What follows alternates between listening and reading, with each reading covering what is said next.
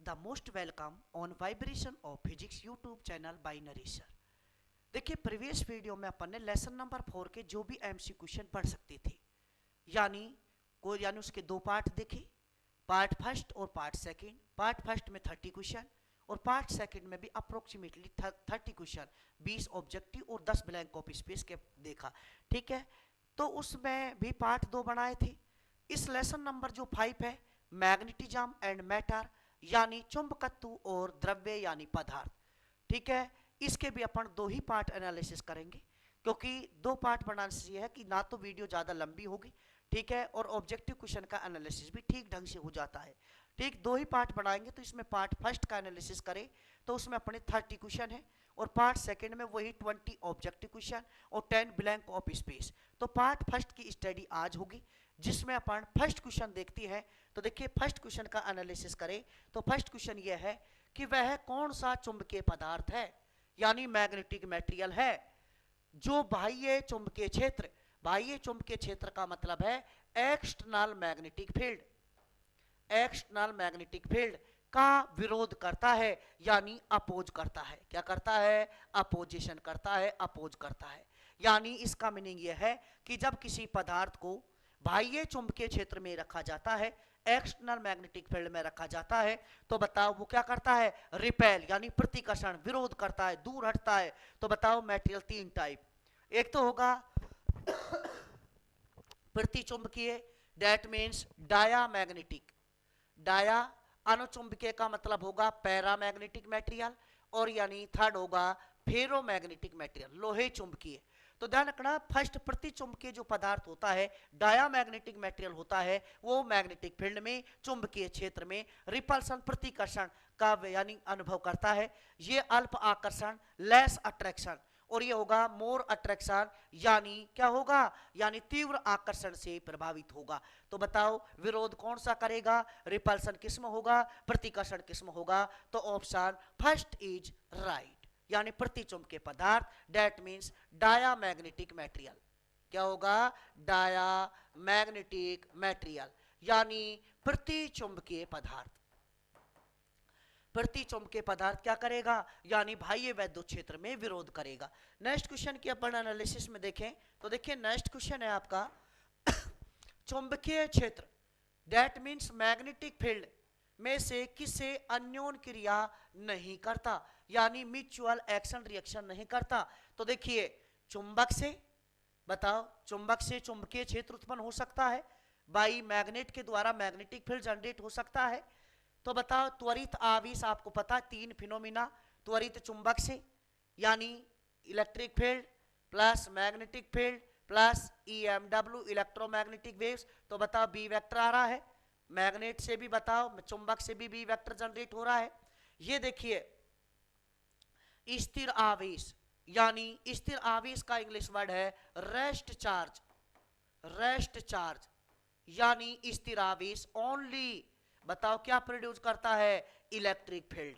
क्या प्रोड्यूस करता है? इलेक्ट्रिक फील्ड, केवल वैद्युत क्षेत्र उत्पन्न करता है।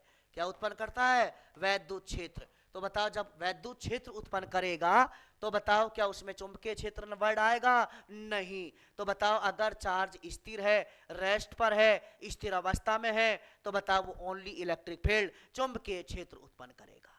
ठीक है, तो बताओ कौन सा? मैग्नेटिक से यानी चुंबकीय क्षेत्र से किसको लेना देना नहीं है? स्थिर आवेश। तो कौन सा ऑप्शन इज राइट?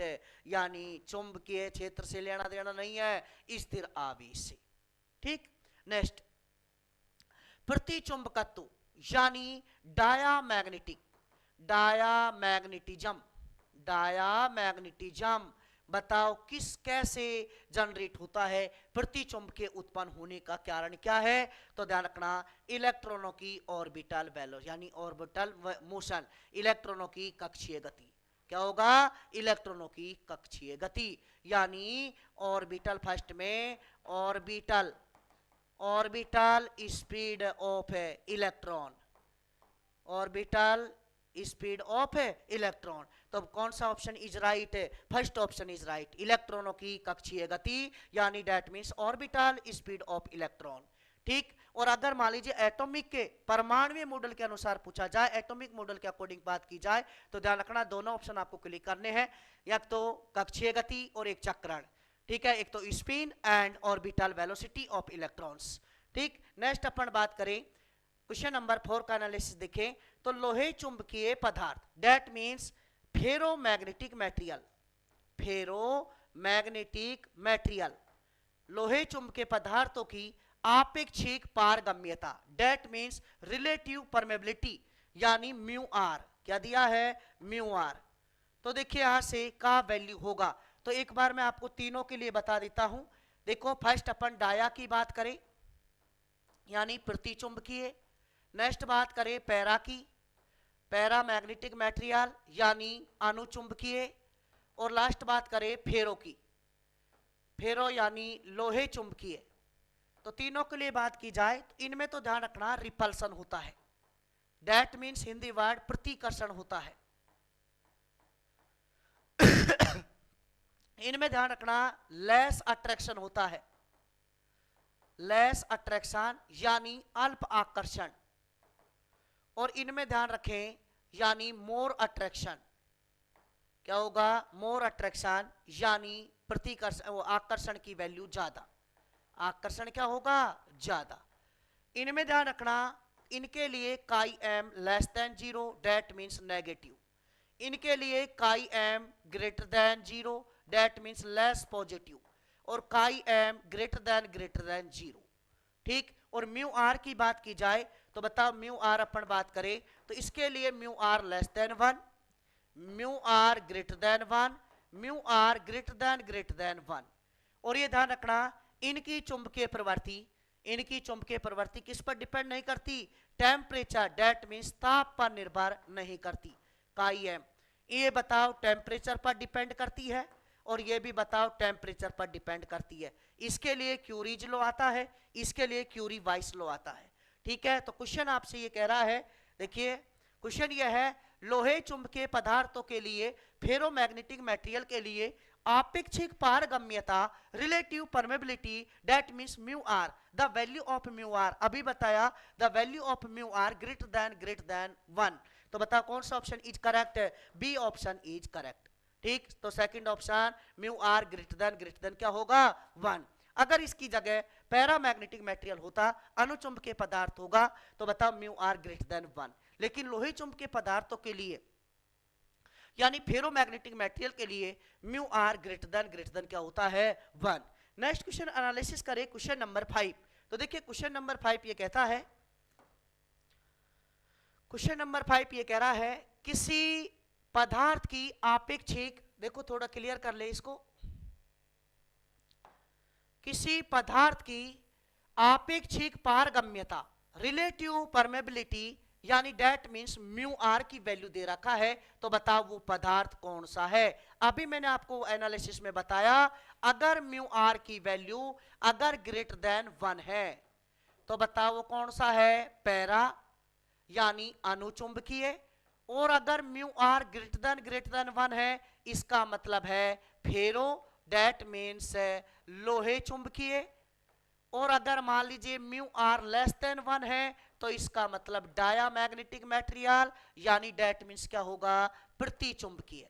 तो देखिए क्वेश्चन में म्यू आर की वैल्यू गिवन है, ये म्यू आर है, तो म्यू आर दिया है 0.0001 यानी that means mu R greater than क्या है 1, एक से थोड़ी सी ज्यादा, ज्यादा नहीं थोड़ी सी ज्यादा। तो बताओ वो मटेरियल कौन सा है, तो किस पर आंसर के देखो लोहे चुंबकीय के लिए बहुत ज्यादा, अनुचुंबकीय के लिए बताओ एक से थोड़ी ज्यादा, तो यानी ये लेस देन 1, इसके लिए ज्यादा, प्रतिचुंबकीय में लेस देन 1 यानी ग्रेटर देन 1, और इसके लिए बताओ क्या होगा ग्रेटर देन 1। तो बताओ थोड़ी सी एक से ज्यादा, तो कौन सा ऑप्शन इज करेक्ट है, सेकंड ऑप्शन इज करेक्ट, यानी वो पदार्थ कौन सा होगा अनुचुंबकीय पदार्थ होगा, डेट मीन्स पैरामैग्नेटिक मटेरियल होगा। ठीक, नेक्स्ट क्वेश्चन एनालिसिस करें तो चुंबकीय आघूर्ण डेट मीन्स इंग्लिश वर्ड बात करें तो बताओ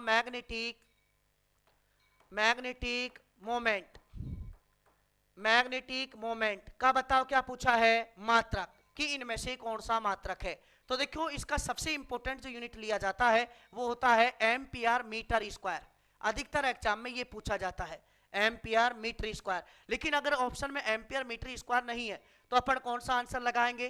तो देखिए इसमें ऑप्शन में वेबर है, वेबर बताओ फाई बी का मैग्नेटिक फ्लक्स, चुंबकीय फ्लक्स का मात्रक वेबर होता है, और वेबर पर मीटर स्क्वायर को टेस्ला बोलती है, यानी टेस्ला बताओ बी मैग्नेटिक फील्ड यानी चुंबकीय क्षेत्र या चुंबकीय क्षेत्र की तीव्रता का मात्रक होता है। इसके बाद बताओ एम्पियर पर मीटर, क्या होगा? एम्पियर पर मीटर, ये किसका होगा? कैपिटल एच का यूनिट होता है चुंबकीय तीव्रता का, ठीक। इसके बाद बात करें एम्पियर मीटर स्क्वायर, तो बताओ एम्पियर मीटर स्क्वायर, क्योंकि मैग्नेटिक मोमेंट चुंबकीय आघूर्ण को कैपिटल एम से शो करती है, और एम इक्वल टू होता है एन आई ए होता है नंबर ऑफ टर्न्स, तो बताओ एम्पियर, और एरिया का क्या होगा? Metre square. तो बताओ कौन सा ऑप्शन इज करेक्ट है? D option is correct, ampere metre square. एक इसका नेक्स्ट क्वेश्चन अपन एनालिसिस में बाद में देखेंगे, वो है कि इसका यूनिट कौन सा नहीं है। तो अगर ऐसा कोई ऑप्शन आ जाए जिसमें एम्पियर मीटर स्क्वायर नहीं है, तो आप देखिए डायमेंशन विमा बनाए, जिसकी विमा यानी यहां से L2 यानी ए के इक्वल आती है। देखो एम्पियर के लिए ए यूज करती है, मीटर के लिए L2, जिसकी डायमेंशन L2A आती है वो तो उसका यूनिट होगा, और जिसकी डायमेंशन जिसकी विमा ये नहीं आती वो इसका यूनिट नहीं होगा। तो इस ऑप्शन में सीधा दिया है एम्पियर मीटर स्क्वायर, तो बता इसका करेक्ट आंसर क्या होगा? डी। तो correct answer is ampere metre square, यानी मैग्नेटिक मोमेंट का यूनिट क्या होगा? एम्पियर मीटर स्क्वायर, यानी चुंबकीय आघूर्ण का यूनिट। नेक्स्ट बात करें weber into ampere per metre किसके बराबर होगा? तो देखिए डायरेक्ट इससे पता नहीं चलेगा तो पहले आपको डायमेंशन बना के देखना है। क्या बना के देखना? डायमेंशन। देखिए वेबर किसका यूनिट है? फाई बी का, और फाई बी बताओ बी वेक्टर डॉट क्या होगा? ए वेक्टर, और बताओ बी क्या होगा? टेस्ला, जिसको बताओ किस में ले सकती हैं? न्यूटन अपॉन एम्पियर मीटर, ये लिख सकती है। बता बी का यूनिट टेस्ला होता है, टेस्ला किसे बोलती है? न्यूटन पर एम्पियर मीटर, और इसको बताओ क्या बोलेंगे? Metre square. बताओ 1 मीटर से 1 मीटर क्या होगा? कैंसिल। तो बताओ वेबर किसको बोलती है? न्यूटन इंटू मीटर अपॉन में एम्पियर। इसके बाद देखो इंटू में क्या चल रहा है? एम्पियर अपॉन में मीटर, तो बता मीटर से मीटर क्या हो गया? कैंसिल, एम्पियर, केवल क्या बचा? न्यूटन। क्या बचा? न्यूटन। तो बताओ इसका ये किसके इक्वल होगा? या तो देखो डायरेक्ट पता चल गया, नहीं आप डायमेंशन लिख सकती है, ठीक है। विमा लिख के इसकी विमा आएगी एम एल टी माइनस 2, तो वो फोर्स की डायमेंशन होती है, यानी बल की विमा होती है। तो बताओ कौन सा ऑप्शन इज करेक्ट है? बी ऑप्शन इज करेक्ट है, यानी ये किसके इक्वल होगा? न्यूटन के इक्वल होगा। किसके इक्वल होगा? न्यूटन। तो एक एक क्वेश्चन को आप ढंग से देखते जाएं, ठीक। नेक्स्ट ये कह रहा है यदि दो एकांक प्रबलता के यानी इनकी पोल स्ट्रेंथ 1 है। बताओ यहां से देखिए, थोड़ा क्लियर करके देखें। पोल स्ट्रेंथ को पोल स्ट्रेंथ को अपॉन स्मॉल एम से शो करती हैं, जिसका यूनिट क्या होता है? एम्पियर मीटर होता है। तो यहां से देखिए ये दे रखा है स्मॉल एम, पोल स्ट्रेंथ ध्रुव प्रबलता, M1 भी 1 है और M2 भी 1 है एम्पियर मीटर। दोनों पोल के मध्य डिस्टेंस, दो पोल हैं जिनके मध्य जो डिस्टेंस है, दूरी है, वो 1 मीटर है। बताओ आर कितने मीटर है? 1 मीटर। तब उनके मध्य में लगने वाला फोर्स पूछा है, यानी बल का मान पूछा है। तो एफ का फॉर्मूला जैसे कूलाम फोर्स होता है ना, ऐसे ही अपना क्या होगा? यानी जिस हिसाब से कूलाम फोर्स होता है उसी हिसाब से बताओ मैग्नेटिक फोर्स होता है, यानी चुंबकीय बल होता है, लेकिन constant mu naught upon 4 pi M1 M2 upon R square. Value put करें तो बता म्यू नॉट अपॉन 4 पाई 10 की पावर -7 इंटू में बताओ क्या होगा? यहाँ से M1 बताओ कितना आएगा? M1 कितना आएगा? 1, M2 भी 1, तो बताओ आंसर 10 की पावर -7 न्यूटन। कितना आएगा? 10 की पावर -7 न्यूटन। तो इसमें देखिए कोई ऑप्शन नहीं है। क्या नहीं है? कोई ऑप्शन नहीं है। तो बताओ इसमें ऑप्शन सही करें, जो सी ऑप्शन है वो 10 की पावर -7 न्यूटन। तो बताओ कौन सा ऑप्शन इज करेक्ट है? 10 की power -7 newton option is correct है। तो बताओ फॉर्मूला क्या लगाया डियर स्टूडेंट्स? यानी F equal to mu naught upon 4 pi M1 M2 upon R square. जो स्मॉल m होता है वो ध्रुव प्रबलता पोल स्ट्रैंड, जिसका यूनिट एम्पियर इंटू मीटर होता है। क्या होता है? एम्पियर इंटू मीटर होगा। क्लियर? तो यहां से F की वैल्यू बताओ 10 की पावर -7, यानी किस में आएगी? न्यूटन में आएगी। नेक्स्ट क्वेश्चन की बात करना चाहे, क्वेश्चन नंबर 9। तो देखिए क्वेश्चन नंबर 9 ये कहता है, क्वेश्चन नंबर 9 में अतिचालक पदार्थों के लिए, अतिचालक पदार्थों के लिए क्या पूछा है? यानी अतिचालक पदार्थ सुपर कंडक्टर, किसकी बात हुई है क्वेश्चन में? सुपर कंडक्टर, सुपर कंडक्टर की बात हुई है क्वेश्चन में। सुपर कंडक्टर अतिचालक, अतिचालक पदार्थों के लिए ध्यान रखना जो चुंबकीय प्रवृत्ति होती है काई एम, क्या लिखें? काई एम। और बताओ दूसरी बात करें अपन म्यू आर, तो यानी काई एम की वैल्यू 0 और म्यू आर इक्वल टू क्या होगा? -1। यानी यहां से देखो एक बार देख लेते हैं, mu are equal to 1 plus chi M होता है। क्या होता है? Mu are equal to 1 plus chi M. तो ध्यान रखें काई एम की वैल्यू -1, काई एम क्या होगा?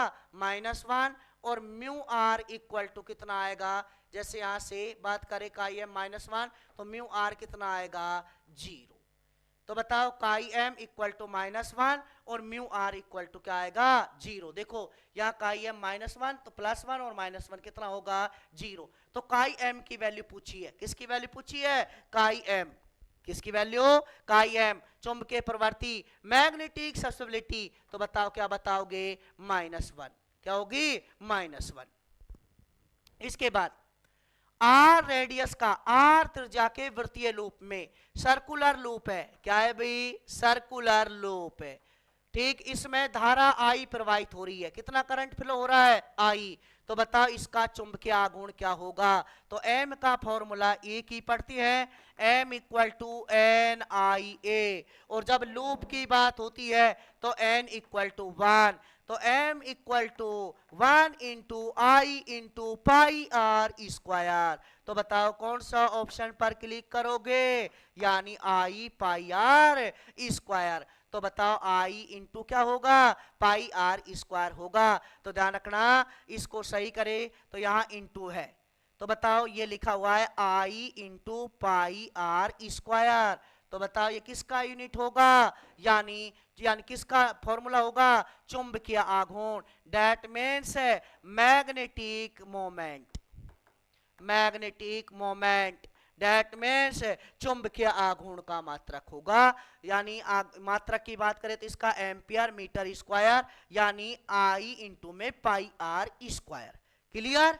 ठीक है, कोई ऑप्शन इनकरेक्ट है तो उसको अपन ने सही कर दिया, तो ये लिखा है I into pi are square. Clear? Next question number यानी 11 की बात अपन करते हैं। कितने क्वेश्चन हो गए इसके? 10। अच्छे क्वेश्चन है, एक एक क्वेश्चन को अपन ढंग से एनालिसिस कर रहे हैं। तो देखिए क्वेश्चन नंबर 11, तो 11 पर अपन बात करना चाहें तो क्वेश्चन नंबर 11 ये कह रहा है, थोड़ा जूम करें इसको जिससे क्लियर पता लग जाए। जूम करने के बाद ये कह रहा है क्वेश्चन नंबर 11, देखिए क्वेश्चन नंबर 11, क्वेश्चन नंबर 11 में कोई भी बार मैग्नेट है, यानी बार मैग्नेट का मतलब है छड़ चुंबक है या दंड चुंबक भी इसका नाम होता है। बार मैग्नेट है, बार मैग्नेट, बार मैग्नेट का ये कह रहा है उत्तर दक्षिण यानी नॉर्थ और साउथ दिशा में इस प्रकार रखा गया। नॉर्थ और साउथ को, उत्तर दक्षिण को, नॉर्थ साउथ को इस प्रकार रखा कि इसका जो नॉर्थ है वो एन की तरफ, नॉर्थ की तरफ, और एस है वो बताओ साउथ की तरफ। क्लियर? तो बताओ ये कह रहा है जैसे एन और एस, ये एन की तरफ और ये एस की तरफ, इधर बताओ क्या बच गए? यानी इसको देखो तो आप क्लियर फॉर्म में ऐसे देख सकती है, जैसे मान लीजिए कोई भी बार मैग्नेट है, ये इसका एन पोल और ये इसका क्या होगा? एस पोल, ये एन की तरफ और ये एस की तरफ। ये बताओ इसके ये जो परपेंडिकुलर लाइन है यानी लंबवत रेखा है, बताओ ये कौन सी लाइन है भाई? परपेंडिकुलर लंबवत रेखा, ये थीटा 90। तो बताओ ये क्या होगा, यानी पूर्व, और ये क्या होगा, पश्चिम। यानी कहने का मतलब ये ईस्ट होगा और ये वेस्ट। क्लियर।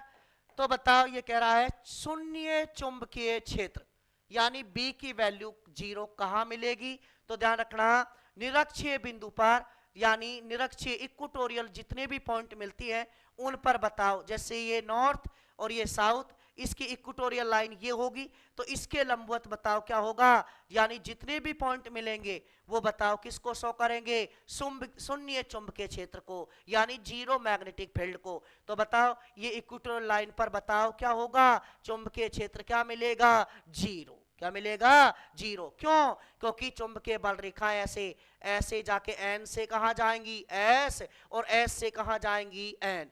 ऐसे देखो लूप ऐसे बनेगा, एन से एस और एस से एन। तो जो ये लाइन है, ये इक्वेटोरियल लाइन, इस पर कोई चुंबकीय क्षेत्र मैग्नेटिक फील्ड नहीं होगा। तो बताओ कहां, बताओ ये इक्वेटोरियल लाइन यानी निरक्षीय लंबवत रेखा, तो बताओ लंबवत रेखा कहां है, पूरब और पश्चिम में। तो बताओ यहां पूरब पश्चिम लाइन पर बताओ बी वेक्टर इक्वल टू क्या होगा, 0। जितने भी पॉइंट मिलेंगे वो शून्य चुंबकीय क्षेत्र होगा, यानी चुंबकीय क्षेत्र का मान कितना होगा, 0 होगा। ठीक। नेक्स्ट क्वेश्चन, तो इसमें कौन सा ऑप्शन इज करेक्ट है, B option is correct. Next, तांबा कैसा पदार्थ है, सीयू कॉपर बताओ कैसा मटेरियल है, कॉपर बताओ मटेरियल 3 टाइप के, तो बताओ कौन सा है ये, प्रति चुंबकीय, दैट मीन्स डायामैग्नेटिक मटेरियल है। ठीक है, डायामैग्नेटिक मटेरियल का एग्जांपल क्या है, कॉपर। नेक्स्ट, इसके बाद अपन बात करें तो देखिए एक रिलेशन में पहले ही बात करता हूं, इसमें एक रिलेशन होता है म्यू आर इक्वल टू, देखो 1 प्लस काई एम, और काई एम होता है I upon H, chi M. तो यहां से देखिए mu are equal to 1 plus I upon H भी लिख सकती है। यहां से बताओ mu are equal to LCM H, तो एच प्लस आई, और यहां क्या हो जाएगा, एच, ये इधर गया, तो बताओ H mu are equal to H plus I भी लिख सकती है। तो नेक्स्ट क्वेश्चन की एनालिसिस में देखें, नेक्स्ट क्वेश्चन ये कहता है, क्वेश्चन नंबर 13, कि इसमें सही रिलेशन आप बताएं। क्या पूछा है भाई, कि सही रिलेशन आपको बताना है, कौन सा रिलेशन सही है। देखिए कौन सा रिलेशन इनमें से सही है, कौन सा रिलेशन गलत है, ये बताना। तो देखिए यहां से बात करें तो देखिए यहां देखिए अब आपने देखा था mu are equal to 1 plus chi M, mu are equal to 1 plus I upon में एच, तो 1 प्लस होना चाहिए, और यहां से एलसीएम लेने के बाद बताओ एच प्लस आई आ रहा था, तो एच प्लस आई किस किस में हो सकता है, देखो एच प्लस आई, देखो इसमें एच आई को इधर ले जाएंगे, एच माइनस आई गलत, आई माइनस एच गलत, ये देखो बी, इसको देखे ध्यान से, B upon mu naught equal to H plus I, ये होगा। क्लियर है ये बात। इसके बाद अपन बात करना चाहें तो देखिए ये फॉर्मूला कैसे इसी से आता है, ये वाला देखिए समझे, इस फॉर्मूले की बात करें तो बता बी इक्वल टू क्या होगा, म्यू नॉट एच कॉमन ले लो 1 प्लस आई अपॉन एच, तो बताओ या म्यू नॉट ऊपर चला गया, एच कॉमन ले लिया, ये बताओ क्या बन गया, काई एम, और बी को बताओ क्या लिख सकते हो, mu H equal to mu naught H 1 plus chi M, mu naught यहां से एस से एच कैंसिल, म्यू बताओ क्या लिखोगे, mu naught mu are equal to mu naught 1 plus chi M, mu naught से म्यू नॉट कैंसिल, तो बताओ mu are equal to 1 plus chi M. तो बताओ ये रिलेशन के लिए कौन सा फॉर्मूला इनमें से करेक्ट है, तो बताओ कौन सा संबंध सही है, कौन सा सूत्र सही है, तो बताओ ऑप्शन बी इज करेक्ट। ठीक, यानी थोड़ा ढंग का क्वेश्चन है ये, इंपोर्टेंट, इसको मान सकती है। डायरेक्ट अपन बार बार रखते हैं mu are equal to 1 plus का ही है, तो इसकी पिछली वाली स्टेप पूछिए, तो बता पिछली वाली स्टेप में बात करें तो mu are equal to 1 plus का ही होगा। ठीक, नेक्स्ट क्वेश्चन बात करें क्वेश्चन नंबर 14 की, किसकी बात करें, 14, लोहे चुंबकीय पदार्थों के लिए, यानी लोहे चुंबकीय पदार्थों का मतलब है फेरोमैग्नेटिक मटेरियल, लोहे चुंबकीय पदार्थ फेरोमैग्नेटिक मटेरियल, फेरोमैग्नेटिक मटेरियल की अपन बात करना चाहें तो बताओ फेरोमैग्नेटिक मटेरियल में बताओ क्या होगा, यानी बताओ इसके लिए ऑप्शन देखना चाहें तो बताओ पारगम्यता बहुत अधिक म्यू आर ज्यादा और प्रवृत्ति धनात्मक व अधिक होती है। तो बताओ म्यू आर के लिए क्या क्या बातें पढ़ती है अपन, पारगम्यता का मतलब है मैग्नेटिक यानी permeability mu R greater than 1 ज्यादा, chi M greater than 0 that means positive. तो बताओ ये भी ज्यादा और ये सॉरी यानी यहां से ये भी ज्यादा बहुत ज्यादा और ये भी बताओ क्या होगी धनात्मक और अधिक। तो बताओ कौन से ऑप्शन पर क्लिक करोगे, फर्स्ट पारगम्यता म्यू आर भी बहुत अधिक और बताओ प्रवृत्ति धनात्मक और अधिक म्यू आर ग्रेटर देन 1 और काई एम ग्रेटर देन 0 यानी पॉजिटिव और ज्यादा। तो बताओ इस क्वेश्चन में कौन सा आंसर इज करेक्ट है, यानी first option is correct. Next बात बताए भाई, अपन बात करें क्वेश्चन नंबर यानी 15 की। तो देखिए क्वेश्चन नंबर 15 क्या कहता है कि चुंबकीय सुई मैग्नेटिक निडिल चुंबकीय सुई कहां सुरक्षित रह सकती है। देखिए क्वेश्चन नंबर 15 की अपन बात करें तो ये कह रहा है कि चुंबकीय सुई मैग्नेटिक निडिल सुरक्षित कहां रह सकती है। इसका मतलब यह है कि उस पर जितने भी चुंबकीय प्रभाव हैं उनको वो अवरुद्ध करे, रोके। तो देखिए लोहे के बॉक्स में, लकड़ी के बॉक्स में, इनमें से कोई नहीं, धातु के बॉक्स में, समझे। यानी अगर आयरन का यानी लोहे का बॉक्स है, क्या है भाई लोहे का बॉक्स, इसमें मैग्नेटिक निडिल रखी गई, किसको रखा मैग्नेटिक निडिल को, एन और एस।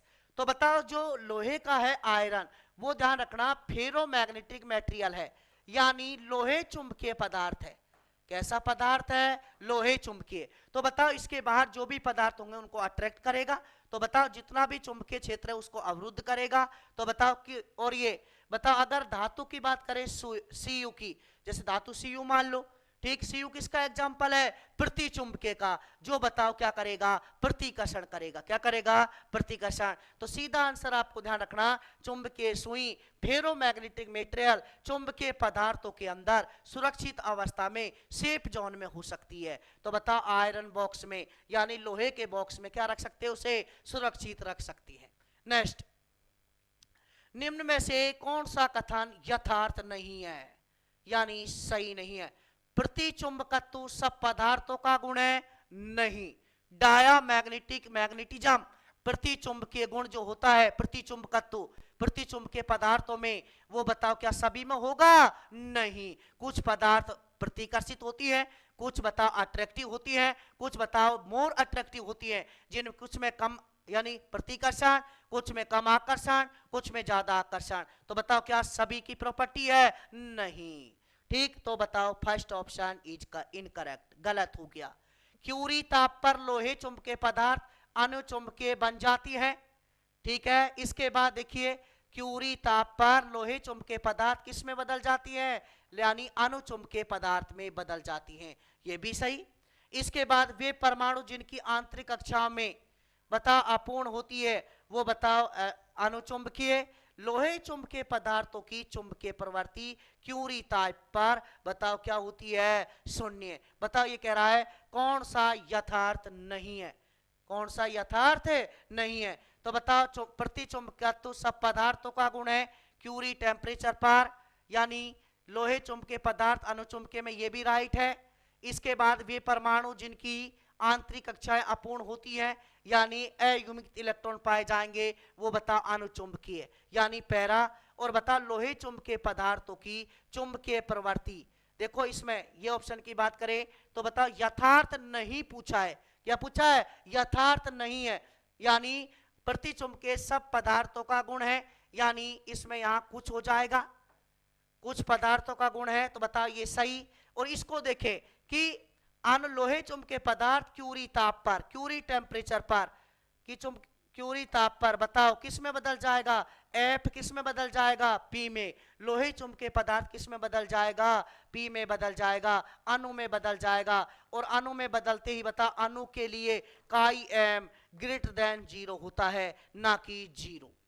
क्या होता है काई एम ग्रेटर देन जीरो। तो बता क्यूरी ताप पर काई एम की वैल्यू चुंबकीय प्रवृत्ति काई एम ग्रेटर देन जीरो होती है, ना कि जीरो। समझ में आया? तो बता कौन सा ऑप्शन, यानी इसमें सही कर लेना, प्रति चुंबकीय कुछ पदार्थों का गुण है, इस हिसाब से, यानी यथार्थ नहीं पूछा है। तो बताओ प्रति चुंबकत्व कुछ पदार्थों का गुण है, ठीक है। इसके बाद ये ऑप्शन सही हो गया कुछ लगाने से, ये बताओ सही है ही। ये बताओ एगमित इलेक्ट्रॉन अनपेयर्ड इलेक्ट्रॉन की बात हुई है, ये सही। तो बताओ इसके में काई एम ग्रेटर देन जीरो होगा, क्यों काई एम जीरो नहीं होगा। तो बताओ कौन सा, यानी जो कथन है स्टेटमेंट है वो यथार्थ नहीं है, यानी डी ऑप्शन यथार्थ नहीं है। नेक्स्ट क्वेश्चन की बात करें अपन, क्वेश्चन नंबर 17। देखिए क्वेश्चन नंबर 17 की बात करने, तो बताओ क्वेश्चन नंबर 17 ये कहेगा किसी अनुचुंबकीय पदार्थ की चुंबकीय प्रवृत्ति। देखिए थोड़ा वर्ड सेंस यहाँ पदार्थ है कि चुंबकीय प्रवृत्ति, चुंबकीय प्रवृत्ति का मतलब मैग्नेटिक ससेप्टिबिलिटी यानी काई एम की वैल्यू 9 है। तो बताओ आपेक्षिक पारगम्यता रिलेटिव यानी परमेबिलिटी पूछी है म्यू आर। तो relation relation relation mu are equal to 1 plus chi M, 1 plus 9 equal to answer क्या क्लिक करोगे 10। तो बताओ कौन सा ऑप्शन इज करेक्ट है, 10 ऑप्शन इज करेक्ट। ठीक, नेक्स्ट बात करें क्वेश्चन नंबर 18 की। क्वेश्चन नंबर 18 ये कहता है एक टेस्ला, प्रीवियस वीडियो में मैंने बताया था आपको कि इस tesla tesla tesla 1 tesla equal to 10 की पावर 4 गॉस या क्या होता है गाउस। तो देखिए कौन सा ऑप्शन आपको सही दिखाई दे रहा है, यानी सी ऑप्शन इज करेक्ट। कई बार कंफ्यूजन करने के लिए गाउस 1 गाउस की वैल्यू पूछता है तो उल्टा पूछे 1 गॉस या गाउस इक्वल टू 10 की पावर -4 टेस्ला, ये ध्यान रखना। सीधा सीधा पूछा है 1 टेस्ला इक्वल टू 10 की पावर 4 गॉस या गाउस, और उल्टा पूछा 1 गाउस या गॉस इक्वल टू 10 की पावर -4 टेस्ला होगा। ठीक, इसने क्वेश्चन एनालिसिस कर दिए 18। नेक्स्ट क्वेश्चन की बात करें, क्वेश्चन नंबर 19, सब ढंग के क्वेश्चन है। ठीक, थोड़ा मिसप्रिंट है एक दो क्वेश्चनों में, उसको साथ साथ अपन सही कर रहे हैं। तो देखिए क्वेश्चन नंबर 19 क्वेश्चन नंबर 19 ये कहता है, क्वेश्चन नंबर 19 का थोड़ा हिंट भी दिया है, तो देखिए समझने की कोशिश करें इसको। ये कह रहा है कोई भी एल लंबाई का एक तार में आई धारा प्रवाहित हो रही है। बताओ ये कोई भी एल लंबाई का तार है, इसमें बताओ कितनी धारा प्रवाहित हो रही है, आई करंट फ्लो हो रहा है। इसको मोड़कर, इसको मरोड़कर एक सर्कुलर फॉर्म दे दिया जाए। कैसा फॉर्म, सर्कुलर। इसे मोड़ दिया यानी यहां से, तो इसके चुंबकीय आघूर्ण का मान क्या होगा। देखिए जब ये इस टाइप का है तब तो बताओ m इक्वल टू क्या हो जाएगा, I इंटू में L। कोई दिक्कत, L लेंथ का है। ठीक, इसके बाद अपन बात करें तो बताओ इसे मोड़कर सर्कुलर फॉर्म दे दे। बताओ कैसा फॉर्म दे दिया, सर्कुलर फॉर्म दे दिया। ये इसकी रेडियस r मान ली। तो बताओ अब जो इसकी ये सरकमफेरेंस है परिधि, ये बताओ L ही तो है, तार को ही तो मोड़ा है।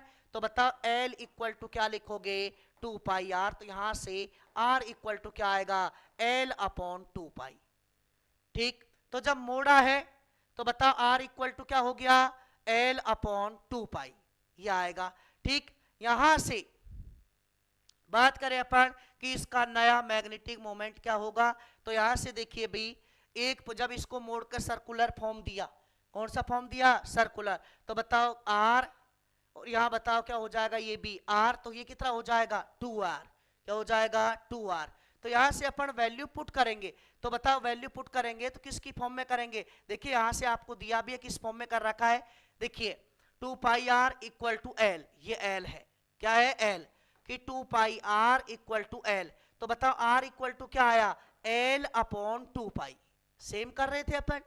तो बताओ इसका एरिया, बताओ एरिया क्या हो जाएगा, पाई आर स्क्वायर। बताओ क्या हो जाएगा, पाई आर स्क्वायर। तो बताओ ये L अपॉन, तो यहां से कितना होगा, पाई L स्क्वायर अपॉन में क्या होगा, 4 पाई स्क्वायर। तो पाई से पाई क्या होगा, कैंसिल। तो बताओ L स्क्वायर। ठीक, यहां से इसको अपन थोड़ा सही लिखें तो देखो यहां से m इक्वल टू क्या होगा, NIA। तो बताओ m equal to I A initial. ठीक, तो यहां से समझे एल स्क्वायर अपॉन 4 पाई, ये इसका एरिया। अब बताओ एम डैश क्या होगा, करंट तो कितना है आई, और एरिया ए डैश, बताओ एरिया कितना हो गया एल स्क्वायर अपॉन 4 पाई। तो बताओ क्या हो जाएगा, आई की फॉर्म में पूछा है ना कि एम की फॉर्म में। तो आई देखो एम का फॉर्मूला होता है आई इंटू में ए। तो बताओ पहले आई करंट है, एरिया की कोई बात नहीं, बाद में एरिया चेंज हो जाएगा। तो बताओ एरिया कितना आया इसका एल स्क्वायर अपॉन 4 पाई। तो बताओ M equal to M dash equal to I, I तो करंट सेम है, एरिया कितना हो जाएगा एल स्क्वायर अपॉन 4 पाई। तो बताओ क्या होगा एम डैश की value I L square upon 4 पाई। तो बताओ कौन सा ऑप्शन इज करेक्ट है, बताओ आई एल स्क्वायर अपॉन 4 पाई। तो बताओ आई एल स्क्वायर अपॉन 4 पाई, कौन सा ऑप्शन इज करेक्ट है, डी ऑप्शन इज करेक्ट। ठीक, डायरेक्ट करंट फ्लो पर दिया था ये। ठीक है, अगर यहां इस टाइप से देता स्मॉल एम इंटू में एल, तब जाके वो फॉर्मूला लिखती। ठीक, यहां समझे। नेक्स्ट क्वेश्चन नंबर 20 का एनालिसिस करें। क्वेश्चन नंबर 20 ये कहता है कि एल लंबाई की कोई भी छड़ है। देखो ध्यान से, क्वेश्चन नंबर अपन 20 का एनालिसिस करें तो क्वेश्चन नंबर 20 ये कह रहा है